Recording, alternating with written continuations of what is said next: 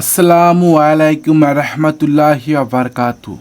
হে মুসলিম মুমিনগণ, আপনাদেরকে সকলকে শুভেচ্ছা জানাই এই পবিত্র রমজান মাসের।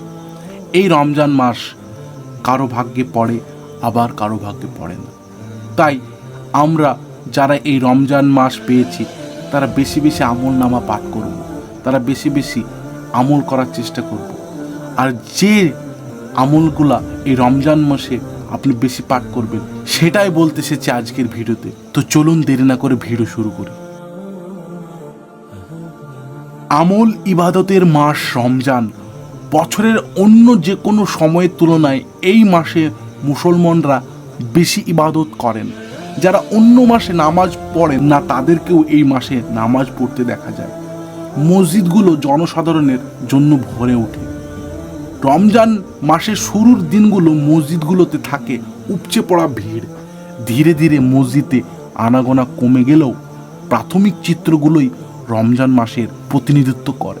এটাই মূলত মুসলমানদের রমজানের চিত্র।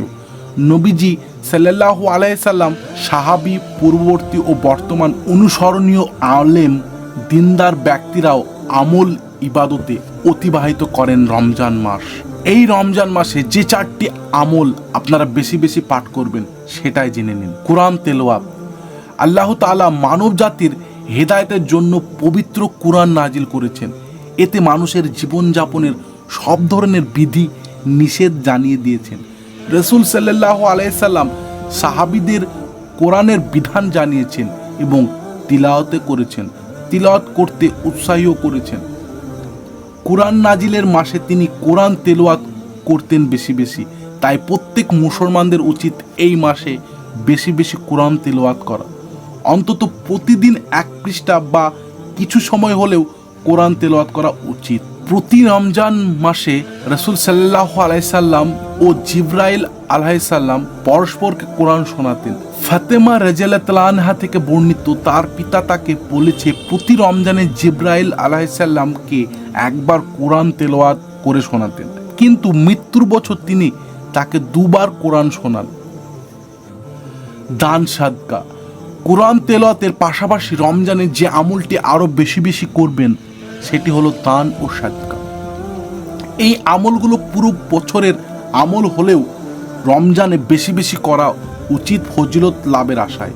কারণ রমজানে যে কোনো আমলের ফজিলত বেড়ে যায়। আল্লাহ তাআলা আমলের অনেক বেশি প্রতিদান দেন। রমজানে রাসূল সাল্লাল্লাহু আলাইহি সাল্লামের দানের বিবরণ দিতে গিয়ে হযরত ইবনে আব্বাস রাদিয়াল্লাহু তাআলা আনহু বলেন, রাসূল সাল্লাল্লাহু আলাইহি সাল্লাম ছিলেন মানুষের মধ্যে সবচেয়ে বেশি দানশীল। তিনি রমজান মাসে সবচেয়ে বেশি দান করতেন। যখন জিবরাইল আলাইহিস সালাম এর সাথে দেখা হতো, জিবরিল আলাইহিস সালামের সাথে দেখা হলে তিনি হয়ে উঠতেন মুক্ত বাতাসের চেয়েও দানশীল। ইস্তেগফার।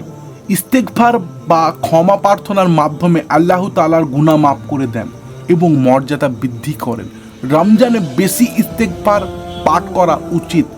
মানুষ শয়তানের ধোঁকা, নফসের প্ররোচনা ও পরিবেশের কারণে গুনাহার কাজে জড়িয়ে থাকে। আর এই গুনাহ থেকে নিজেকে পবিত্র করার বড় মাধ্যম হলো ইস্তেগফার। পবিত্র কোরআনে ইরশাদ হয়েছে, আমি তাদেরকে বলেছি নিজ প্রতিপালকের কাছে ক্ষমা প্রার্থনা করো, নিশ্চয় তিনি অতিশয় ক্ষমাশীল। ইবনে আব্বাস রাদিয়াল্লাহু তাআলা আনহু থেকে বর্ণিত, রাসূল সাল্লাল্লাহু আলাইহি সাল্লাম বলেছেন, যে ব্যক্তি বেশি বেশি ইস্তেগফার করে আল্লাহ তাআলা তার সব সংকট থেকে তরণের ব্যবস্থা করে, তার সব পেরেশানি দূর করে দেন এবং তাকে এমন জায়গায় থেকে রিজিক দান করেন যা সে কখনো কল্পনাও করতে পারেনি। 4 নম্বর, জাহান্নাম থেকে মুক্তি চাওয়া। রমজানে মানুষ নেক আমল বেশি বেশি করে এবং করার চেষ্টা করেন। নেক আমলে লিপ্ত থাকার ফলে আল্লাহ তাআলা সহজেই দোয়া কবুল করেন। মানুষ নিজের প্রয়োজন অনুপাতে আল্লাহর কাছে দোয়া চায়। দোয়া করার সময় আল্লাহ তাআলার কাছে জাহান্নাম থেকে মুক্তি প্রার্থনা করা উচিত। দুনিয়াবি অনেক প্রয়োজন থেকে আমাদের সব থেকে বড় প্রয়োজন হলো জাহান্নামী থেকে মুক্তি।